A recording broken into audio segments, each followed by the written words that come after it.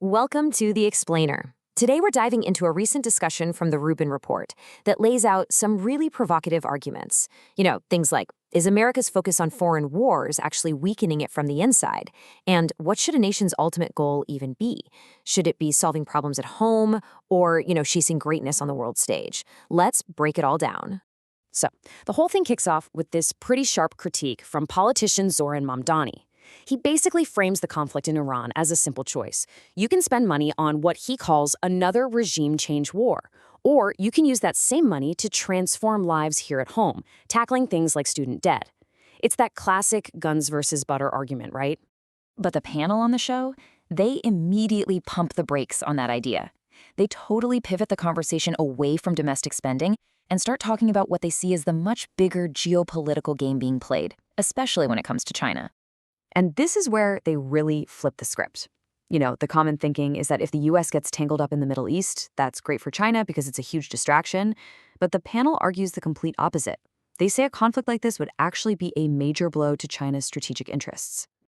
And here's how they break it down. First off, a conflict would mess with China's oil supply, since a huge chunk of Iran's oil goes straight there. It would also likely destroy military hardware that China provided, and, maybe even more importantly, show the world that Chinese air defense systems, that they don't really work. The big picture takeaway, they argue, is that China would look like a weak, unreliable partner, which would make them think twice about trying something like an invasion of Taiwan. So all this rethinking of global power dynamics leads the panel right to their next point, America's traditional alliances, and they put NATO right in the crosshairs. This quote from Scott Jennings really captures the panel's vibe here. You can just feel the frustration. They paint this picture of a really one-sided relationship, where the US spends a fortune defending its allies, but then, when America needs a favor, like using a base, those same friends suddenly say no. From their point of view, it makes the whole alliance seem pretty unreliable. And according to the panel, this frustration is cooking up a new, much more direct foreign policy. They sum it up with this blunt little acronym, FAFO, which stands for F around and find out. It's a signal of a way more aggressive, transactional approach, a huge departure from the old way of doing diplomacy. So the bottom line is this. The panel sees the US adopting this new attitude of, good luck, you're on your own, toward allies that don't pull their weight. The message is pretty clear, right? America doesn't see itself as the world's problem solver anymore, especially for countries that aren't willing to help out in return.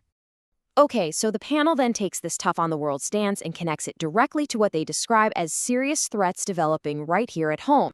They really zero in on birthright citizenship, arguing that the whole idea is based on a misreading of the 14th Amendment.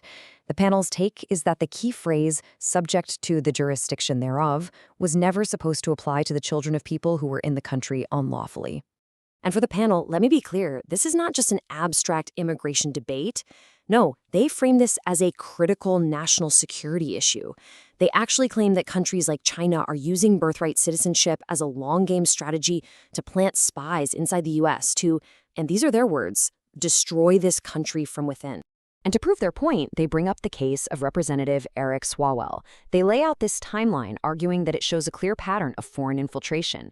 They suggest a relationship with an alleged Chinese spy started way back in his local political career, and then continued right on through his appointment to the super-sensitive House Intelligence Committee.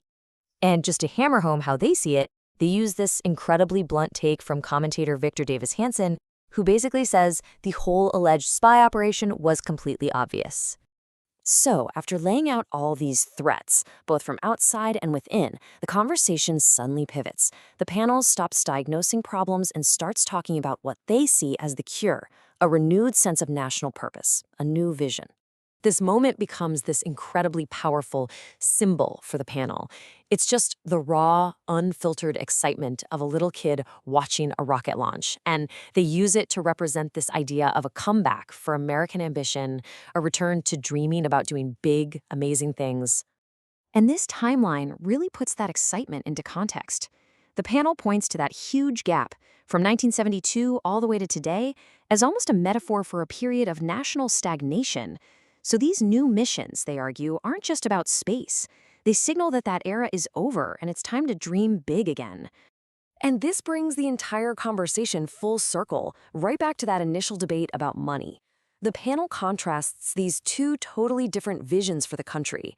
In one view, you use the nation's wealth to fund social programs like student debt relief. In the other, you use that wealth to be great, to do incredible things, to achieve what, as they say, no one else can. So in the end, we're left with this really fundamental question. What is the whole point of a nation's wealth? Is it about fixing internal problems and making life better at home?